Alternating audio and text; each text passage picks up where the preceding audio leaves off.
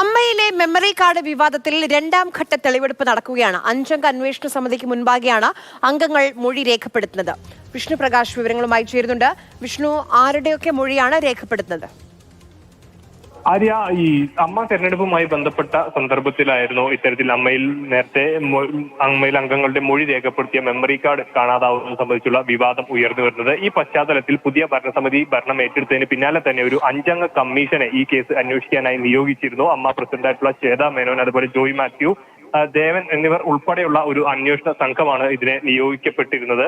ഇതിൽ 2018 കാലഘട്ടത്തിൽ ഈ നടിയുടെ അതിക്രമവുമായി ബന്ധപ്പെട്ടും അതുപോലെ തന്നെ മീടു ആരോപണങ്ങളും എല്ലാം ഉയർന്നു വന്ന സാഹചര്യത്തിൽ അമ്മയിലെ തന്നെ അംഗങ്ങളുടെ പരാതി കേൾക്കുന്നതിന് വേണ്ടി കൊച്ചിയിലെ ഒരു സ്വകാര്യ ഹോട്ടലിൽ ഇവരുടെ പരാതികൾ ബോധിപ്പിക്കാൻ വേണ്ടി ഒരു മൊഴി രേഖപ്പെടുത്തുന്ന ഒരു ക്യാമറ നിരീക്ഷണത്തിൽ കുക്കു പരമേശ്വരന്റെ നേതൃത്വത്തിലുള്ള ഒരു സംഘം ഇത്തരത്തിലുള്ള ആരോപണങ്ങളെല്ലാം കേൾക്കുന്നതിന് വേണ്ടിയിട്ടുള്ള ഒരു മൊഴി രേഖപ്പെടുത്തൽ നടത്തിയിരുന്നു. ഈ മെമ്മറി കാർഡാണ് പിന്നീട് അത് കാണാതാകുന്നതും അത് വീണ്ടും ഈ ഇലക്ഷനോടനുബന്ധിച്ച് അത് വലിയ വിവാദമായി കുക്കു പരമേശ്വരൻ ജനറൽ സെക്രട്ടറിയായി മത്സരിക്കുന്ന സന്ദർഭത്തിലടക്കം വലിയ വിവാദമായി ഉയർന്നു വന്നിരുന്നു. ഇതിന് പിന്നാലെ രേഖപ്പെടുത്തിയ ഒരു അന്വേഷണമാണ് ഇപ്പോൾ പുരോഗമിക്കുന്നത്. നേരത്തെ കഴിഞ്ഞ മാസം ഇതുപോലെ തന്നെ ഈ അന്വേഷണ സംഘത്തിന് മുമ്പാകെ അമ്മയുടെ താരങ്ങൾ എത്തി, ഈ അമ്മയുമായി ബന്ധപ്പെട്ട വനിതാ താരങ്ങൾ ഉൾപ്പെടെയുള്ളവർ എത്തി മൊഴി രേഖപ്പെടുത്തിയത്. ഇതിന്റെ ഒരു രണ്ടാം ഘട്ട തെളിവെടുപ്പാണ് ഇപ്പോൾ നടക്കുന്നത്. ഇതിൽ ഹസീന അടക്കമുള്ള താരങ്ങൾ നേരിട്ടെത്തി തന്നെ ഇന്നിപ്പോൾ മൊഴി രേഖപ്പെടുത്തുന്നുണ്ട് എന്നുള്ളതാണ് വിവരം. ഏതായാലും ഇന്നത്തോടു കൂടി ഈ ഒരു മൊഴി രേഖപ്പെടുത്തൽ അല്ലെങ്കിൽ തെളിവെടുപ്പ് പൂർത്തിയാകുമെന്നാണ് ഇപ്പോൾ നമുക്ക്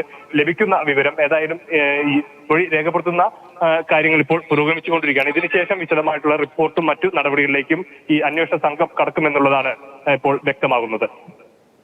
ശരി.